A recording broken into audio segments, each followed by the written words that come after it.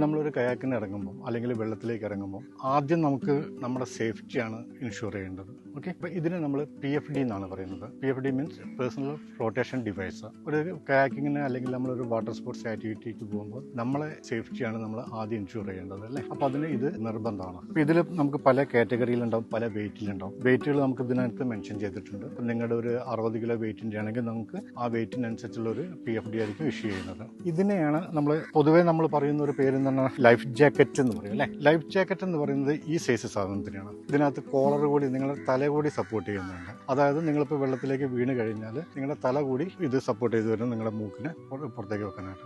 PFDയും life ജാക്കറ്റും തമ്മിലുള്ള മെയിനായിട്ടുള്ള ഒരു വ്യത്യാസം എന്ന് പറഞ്ഞാൽ അതാണ്. പിന്നെ ഉള്ളൊരു നമ്മളൊരു റെസ്ക്യൂ എക്യുപ്മെന്റ്സിൽ വരുന്നതാണ് ഇതിനെ ത്രോ റോപ്പ് എന്നാണ് പറയുന്നത്. ഇപ്പം നിങ്ങളെ കൂടെ ലൈഫ് ഗാർഡോ അല്ലെങ്കിൽ ട്രെയിനറോ ഉണ്ടാവും, പക്ഷേ കുറച്ച് ഡിസ്റ്റൻസ് ആയിരിക്കും ഉണ്ടാവുന്നത് അല്ലേ. അപ്പോൾ എമർജൻസിക്ക് എനിക്ക് എന്താ ചെയ്യാൻ പറ്റുക? ഇതെടുത്തിട്ട് എറിഞ്ഞ് വരാം. എങ്ങനെയാണ് എറിയുന്നത്? ഇപ്പോൾ ഇതിൻ്റെ പിടിക്കുക, ഇതിൻ്റെ ഒരു അറ്റം നമ്മുടെ കയ്യിൽ ഹോൾഡ് ആയിരിക്കണം, എറിഞ്ഞു കൊടുക്കാം. ഏത് ഡിസ്റ്റൻസിൽ വേണമെങ്കിൽ നമുക്ക് എറിഞ്ഞു കൊടുക്കാൻ പറ്റും. ഇതിനെ നമ്മൾ ത്രോ റോപ്പ് എന്ന് പറയുന്നത്. ഓക്കെ, പിന്നെ ഇത് ബോയ, പല ടൈപ്പുകളുള്ള ബോയ ഉണ്ട്.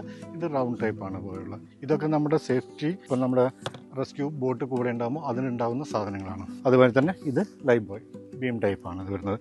ഇതിന് U ടൈപ്പ് ബോയ എന്ന് പറയും. ഇതാണ് നമുക്ക് സേഫ്റ്റി എക്യുപ്മെൻറ്റ്സ് ആയിട്ട് നമുക്ക് കൊണ്ടുപോകാനുള്ള സാധനങ്ങൾ.